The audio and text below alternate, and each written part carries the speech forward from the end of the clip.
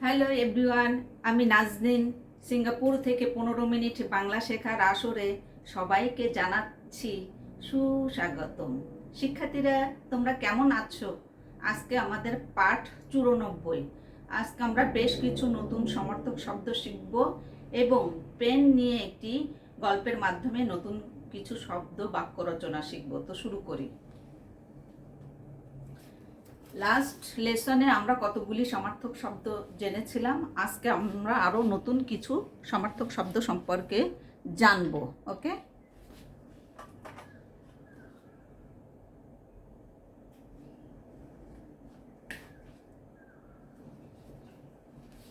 মূল শব্দ হচ্ছে রাজা।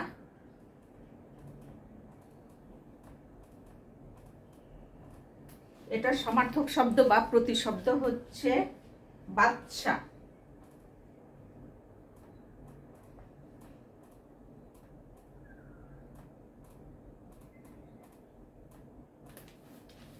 রাজা, বাদশা। ওকে, বাদশা। এর পরের শব্দ হচ্ছে পাত্র। মূল শব্দ হচ্ছে পাত্র। পাত্রের সমার্থক শব্দ হচ্ছে পাত্র। পাত্রের সমার্থক শব্দ হচ্ছে বাসন।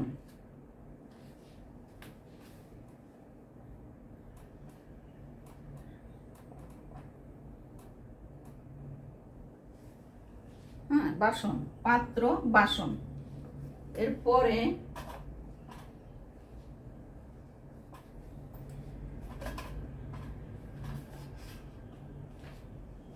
মূল শব্দ হচ্ছে খাদ্য।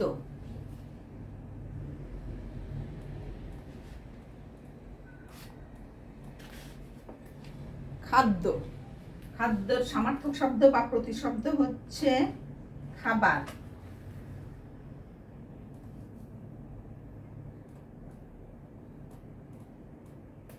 খাবার। ওকে, এর পরের শব্দ হচ্ছে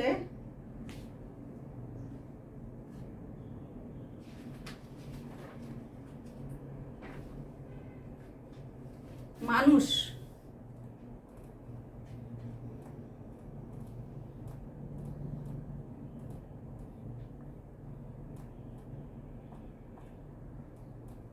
মানুষ। মানুষের সমার্থক শব্দ বা প্রতিশব্দ হচ্ছে মানব।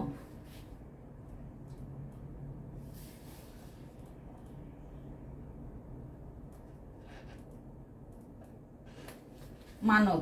ওকে, এরপরে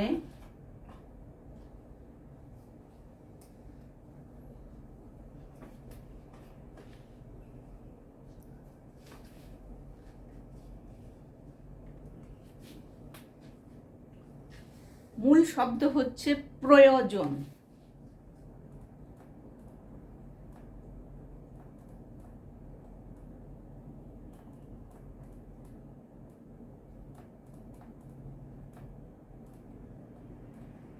এটার সমার্থক শব্দ বা প্রতিশব্দ হচ্ছে দরকার।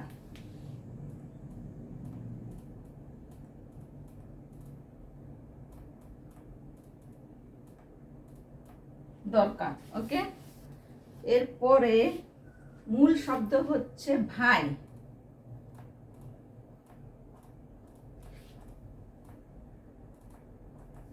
এটার সমার্থক শব্দ বা প্রতিশব্দ হচ্ছে ভ্রাতা।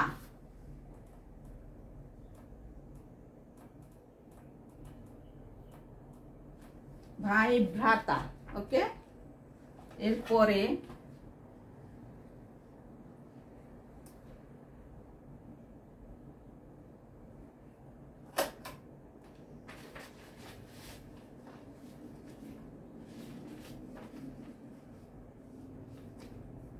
মূল শব্দ হচ্ছে পুলিশ।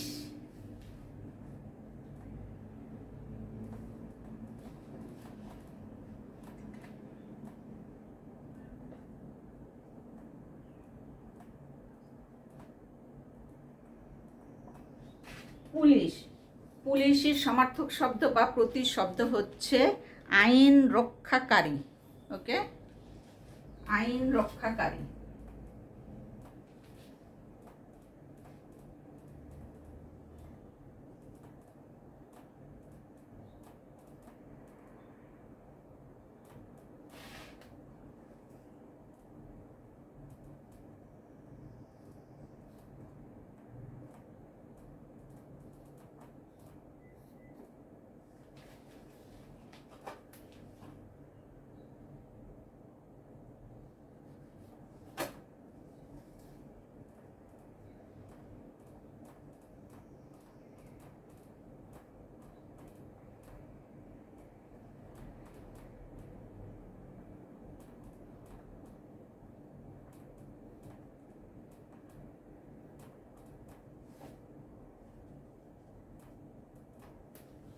আইন রক্ষাকারী।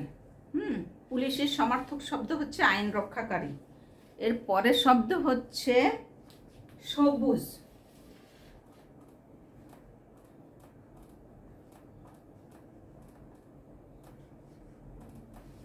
সবুজ, সবুজের সমার্থক শব্দ বা প্রতিশব্দ হচ্ছে শ্যামল।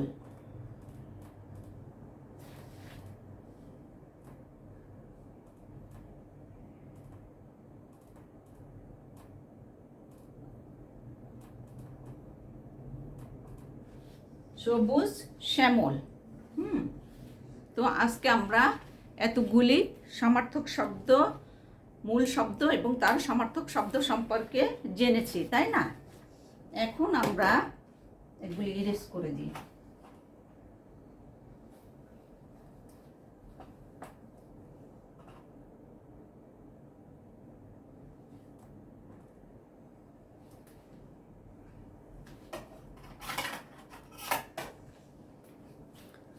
এখন আমরা একটি ছবির মাধ্যমে কিছু শিখব। এটা কিসের ছবি দেখতে পাচ্ছ? এগুলি হচ্ছে পেনের ছবি, পেনের ছবি, তাই না? তো এই ছবিটি আমরা এখন এখানে ঝুলিয়ে নেব।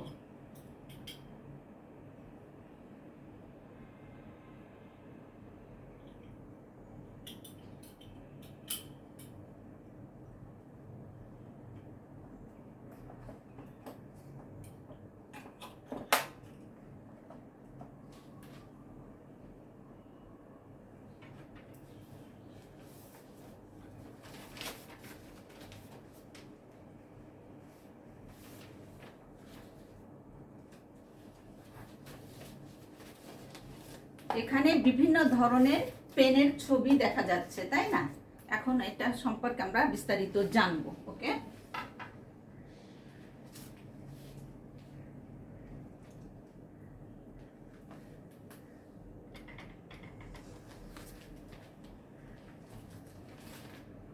কলম একটি নিত্য প্রয়োজনীয় বস্তু। স্কুল, কলেজ, বিশ্ববিদ্যালয় থেকে শুরু করে অফিস, আদালত, বাজার সব জায়গাতেই কলম একটি অতি গুরুত্বপূর্ণ বস্তু। যুগের সাথে তাল মিলিয়ে আধুনিকতার ছোঁয়া লেগেছে কলমেও। প্রযুক্তির উৎকর্ষে হাতে হাতে মোবাইল কিংবা ল্যাপটপ কিংবা কম্পিউটার অনেকটাই কলমের কাজ করে দিচ্ছে, কিন্তু তাই বলে কি কলমের চাহিদা একটুও কমেনি? নিত্য প্রয়োজনীয় এই কলম বা পেন কিন্তু একদিনেই আবিষ্কার হয়নি। এর আবিষ্কারের পেছনে আছে এক বিস্তৃত ইতিহাস। আদিম যুগে মানুষ যখন পাহাড়ের গুহায় বসবাস করত, তখন তারা তাদের মনের ভাব প্রকাশের জন্য গুহার দেওয়ালে কোনো সূক্ষ্ম জিনিস দিয়ে ছবি আঁকতো বা হিজিবিজি এঁকে রাখত। শিকারের রক্ত দিয়েও তারা অনেক সময় আঁকিবুকি কাটত। তারপর অনেক শতাব্দীর পর মানুষ যখন কিছুটা সভ্য হতে শুরু করলো, তখন তারা কাদামাটির পাটায় নরম পাথরের লেখা শুরু করে। অনেক আগে মিশরীয়রাই সর্বপ্রথম কলমের আবিষ্কার করেন। তারা একটি কাঠির ডগায় তামার নিবের মতো বা ধাতব কিছু একটা পরিয়ে লেখা শুরু করে। প্রায় 4000 বছর আগে রীতিমতো লেখালেখি শুরু করে দিয়েছিল গ্রিকরা। তারা কলম তৈরি করত হাতির দাঁত এ জাতীয় কিছু দিয়ে, যার নাম ছিল স্টাইলাস। স্টাইলাস ছিল এক বিশেষ ধরনের ব্রোঞ্জের শলাকা দিয়ে তৈরি একটি কলম। অনেক সময় ব্রোঞ্জের শলাকাটি হাতির দাঁতের সাথে সংযুক্ত করে এই জাতীয় কলম তৈরি করা হতো। ব্রোঞ্জের শলাকার পোশাকি নাম ছিল স্টাইলাস। সেই জন্য বর্তমানে লেখার ধরনকে স্টাইল বলা হয়। ইতিহাস থেকে জানা যায় স্বয়ং জুলিয়াস সিজার এই কলম ব্যবহার করতেন। এই কলম দ্বারা তিনি কাসকাকে আঘাত করেছিলেন। প্রায় 4000 বছর আগে গ্রিকরা এই কলম ব্যবহার করত। এরপরে আসে খাগের কলম। খাগড়া এক ধরনের ঘাস জাতীয় উদ্ভিদ। এটিকে অনেক সময় নল খাগড়াও বলা হয়ে থাকে। এই খাগড়ার একদিকে তীক্ষ্ণভাবে সূচালো করা হয়। কঞ্চির মাঝখানের ফাঁকা অংশে কালি ভরে লেখালেখি করা হতো। কালি শেষ হয়ে গেলে পুনরায় আবার কালি ভরে নিত। এরপরে আসে কুইল বা পালকের কলম। কুইল বা পালকের কলম, এই যেটা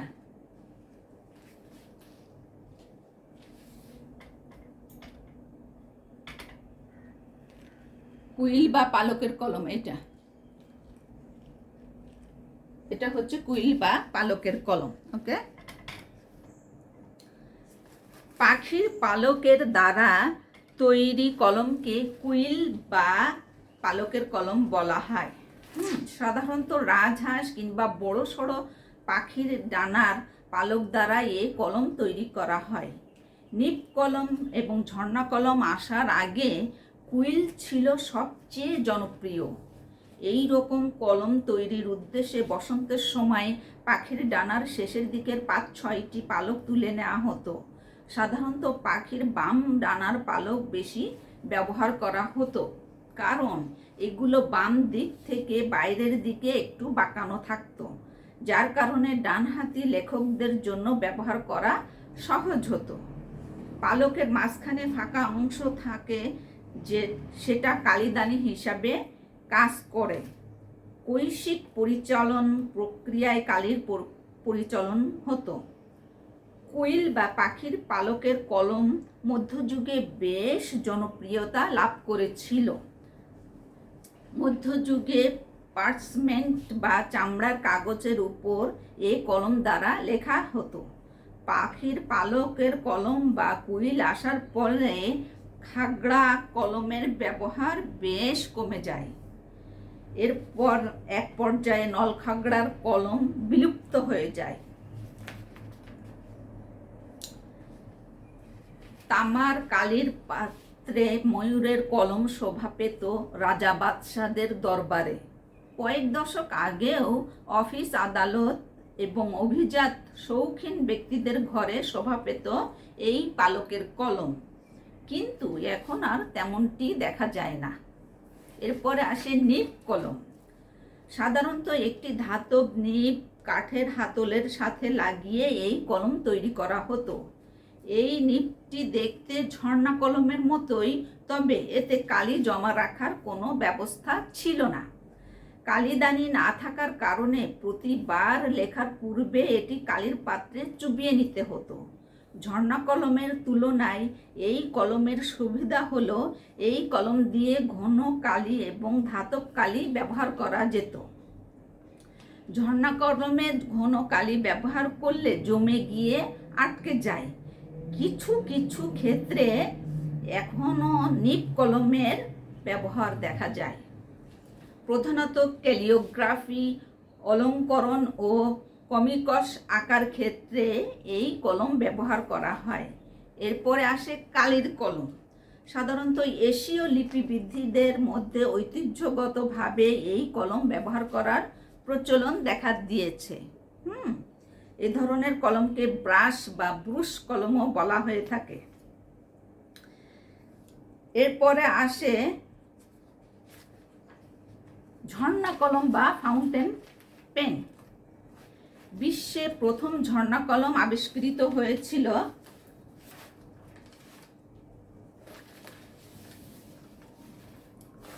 অনেক আগে। হাত বা কাপড়ে যাতে কালি লেগে নষ্ট না হয়ে যায় সেই জন্য মিশরের সম্রাট মাদ আল মুইজ একটি কলম আবিষ্কারের কথা চিন্তা করলেন।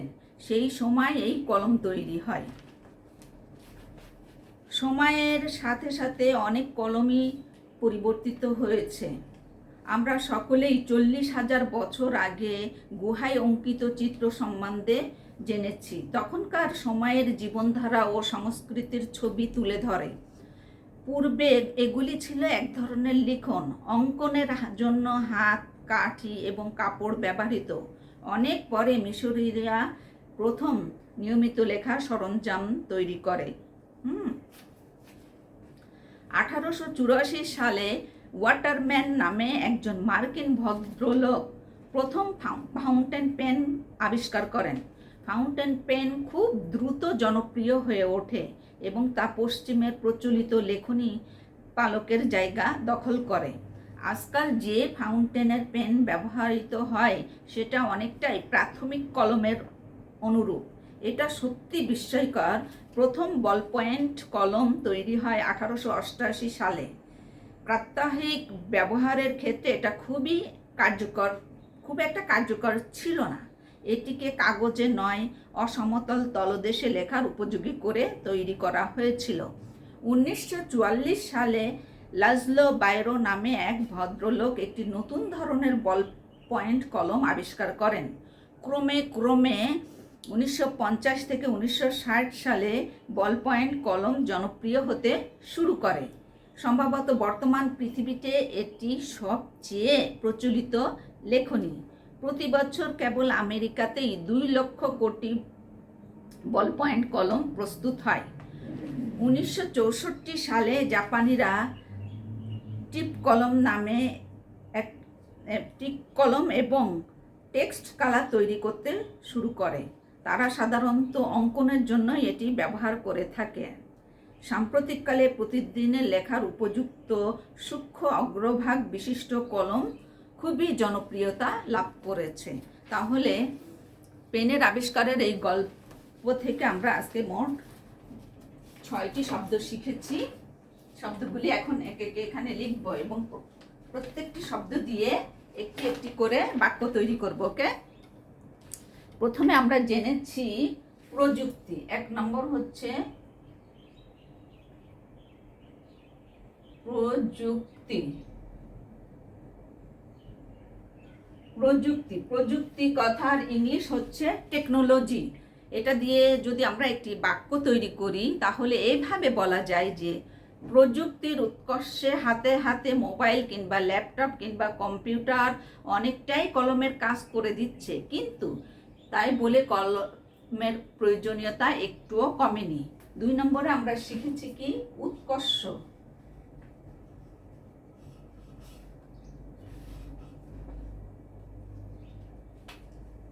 উৎকর্ষ উৎকর্ষ বাংলা অর্থ হচ্ছে শ্রেষ্ঠতা, এর ইংলিশ হচ্ছে এক্সিলেন্স।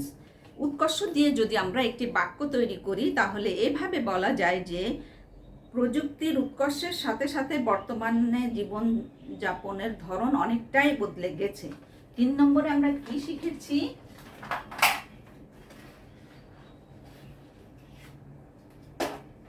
3 নম্বরে আমরা শিখেছি আবিষ্কার।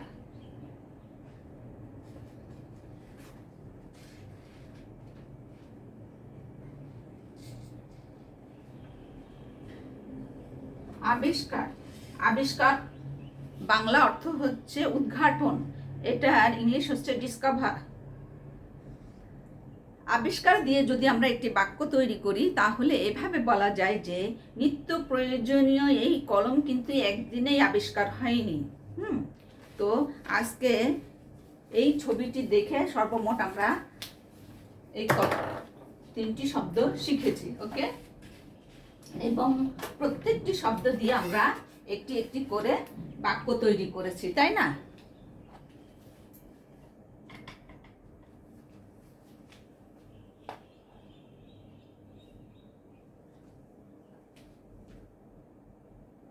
তো এই ছিল আজকের আমাদের শিক্ষণীয় বিষয়। আমন্ত্রণ রইল আমাদের পরবর্তী ক্লাসের জন্য। সে পর্যন্ত সকলেই খুব ভালো থাকবে, সুস্থ থাকবে। বাই এভরিওয়ান, আল্লাহ হাফেজ।